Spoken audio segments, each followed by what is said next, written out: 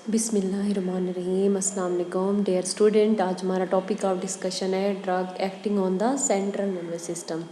Majorly जिन drugs को हम एंटी साइकोटिक ड्रग्स बोलते हैं, मेजर ट्रैंक्विलाइजर्स भी इनको बोला जाता है। ये वो मेडिकेशन हैं जो कि शिज़ोफ्रेनिया, साइकोसिस, डिलीजन्स वगैरह, हेलुसिनेशन और डिसऑर्गेनाइज थिंकिंग के लिए यूज़ की जाती हैं। इसमें हमारे पास दो तरह की ड्रग्स होती हैं, टिपिकल एंटीसाइकोटिक और नॉन टिपिकल। अगर हम टिपिकल की बात करते हैं, सबसे जो मेजर ड्रग होती है हैलोपेरिडोल। ये क्या करती है, जो डोपामिन रिसेप्टर होता है उसको जाके ब्लॉक कर देती है, रिड्यूस कर देती है डोपामिनर्जिक न्यूरोट्रांसमिशन को। इसको यूज़ किया जाता है treatment of schizophrenia, acute psychotic episodes में, एजिटेशन और मतलब सवेयर किस्म के बिहेवियर में। इसके एडवर्स इफेक्ट में क्या आता है, एक्स्ट्रा पैरामिनल सिम्टम्स आते हैं, पार्किंसनिज्म आती है, डिस्टोनिया, डिस्काइनेसिया वगैरह, सेडेशन होती है, क्यूटी प्रोलंगेशन वगैरह, हार्ट डिजीज़ होती हैं। उसके बाद आ जाती है क्लोरप्रामाजीन। ये भी क्या करती है, ब्लॉक करती है डोपामीन को, एसिटाइलकोलिन को, नॉरएपिनेफ्रिन और हिस्टामिन को, different neurotransmitter in the brain. इसको भी शिज़ोफ्रेनिया, डबल पर्सनैलिटी डिसऑर्डर में यूज़ किया जाता है और सवेयर किस्म की नोज़िया और वॉमिटिंग के लिए, ठीक है, एंजाइटी के लिए भी इसको प्रेफर किया जाता है। अगर इसके एडवर्स इफेक्ट की बात करते हैं, सेडेशन, ड्रॉजीनेस होती है, हाइपोटेंशन, ब्लड प्रेशर लो होता है और लाइट के साथ सेंसिटिविटी कम हो जाती है। अगर हम एटिपिकल की बात करते हैं, सबसे पहले आ जाते हैं ओलेंजापिन। ओलेंजापिन का क्या मैकेनिज्म होता है, जो सेरोटोनिन और डोपामिन होते हैं रिसेप्टर, उनको जाके ब्लॉक करती है। इसको भी शिज़ोफ्रेनिया के लिए और बाइपोलर डिसऑर्डर के लिए यूज़ किया जाता है। एडवर्स इफेक्ट में वेट गेन होता है, मेटाबॉलिक इफेक्ट होते हैं, सेडेशन और ड्रॉजीनेस होती है। उसके बाद रेस्पेरिडोन है, सबका सेम मैकेनिज्म है।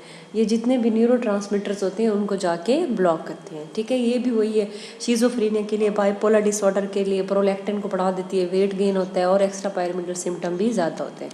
उसके बाद एरिपिप्राजोल है, ये भी डोपामीन और सेरोटोनिन रिसेप्टर को जाके पार्शली तौर पे हाफ मतलब कि इनहिबिट कर देती है। शिज़ोफ्रेनिया और बाइपोलर के लिए यूज़ किया जाता है। क्लोज़ापिन है, सेम उसी मैकेनिज्म पे आती है हमारे पास। उसके बाद आ जाती है एंटी एंजाइटी ड्रग्स है, जिसमें नंबर 1 पे बेंजोडाइज़ेपिन, एल्प्रोजोलाम। एल्प्रोजोलाम क्या होती है, जो गाबा न्यूरोट्रांसमीटर होता है, गैमा माइनोब्यूटेरिक एसिड, उसको जाके इनहिबिट कर देते हैं। इनको जर्नलाइज एंजाइटी डिसऑर्डर में, पैनिक डिसऑर्डर और सोशल एंजाइटी के लिए एल्प्रोजोलाम को प्रेफर किया जाता है। इसके एडवर्स इफेक्ट में क्या आता है, सेडेशन है, ड्रॉजीनेस, डिजीनेस वगैरह, डिपेंडेंस और विड्रॉल वगैरह। उसके बाद लोरेज़िपाम आती है। लोरेज़िपाम का भी सेम मैकेनिज्म है अल्प्राजोलाम का, गाबा रिसेप्टर को जाके इनहिबिट करते हैं। एंजाइटी डिसऑर्डर के लिए, अक्यूट एजिटेशन और सीजर्स के लिए इनको प्रेफर किया जाता है।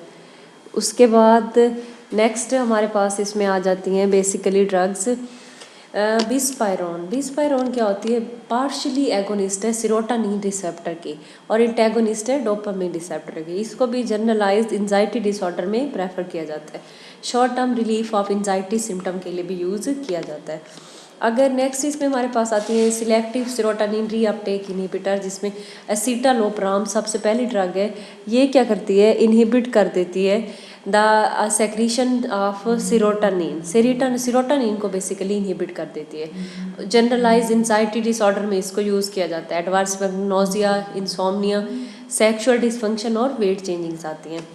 इसी तरह ये सारी हमारी जितने भी एंजाइटी डिसऑर्डर्स हैं, सबका सेम मैकेनिज्म होता है। ये जो लास्ट पे जो हमारे पास ड्रग है सिलेक्टिव सेरोटोनिन और एपिनेफ्रिन रीअपटेक इनहिबिटर, वेनेलाफैक्सिन वगैरह, ये भी बेसिकली दोनों न्यूरोट्रांसमीटर को इनहिबिट करती है, सेरोटोनिन को भी नॉर एपिनेफ्रिन को भी।